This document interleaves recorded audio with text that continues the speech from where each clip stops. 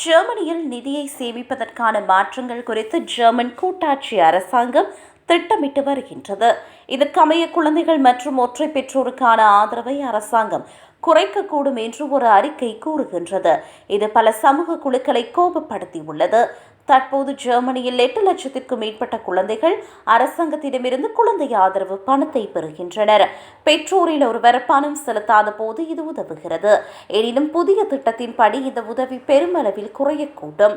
மேலும் வயது வரம்பை குறைப்பதும் அரசாங்கத்தின் ஒரு யோசனையாக உள்ளது. இதற்கமைய 12 வயதுக்கு மேற்பட்ட குழந்தைகள் இனி இந்த ஆதரவை பெறாமல் போகலாம். அத்துடன் குடும்பங்கள் எவ்வளவு காலம் இந்த பணத்தை பெறலாம் என்பதற்கும் ஒரு கால வரம்பு நிர்ணயிக்கப்படலாம்.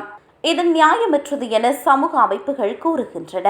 இது வருமானம் குறைந்த குடும்பங்களையும் ஒற்றை தாய்மார்களையும் அதிகளவில் பாதிக்கும் என்று அவர்கள் நம்புகின்றனர். மேலும் இது குழந்தை வறுமையையும் அதிகரிக்கும் என அவர்கள் கருதுகின்றனர்.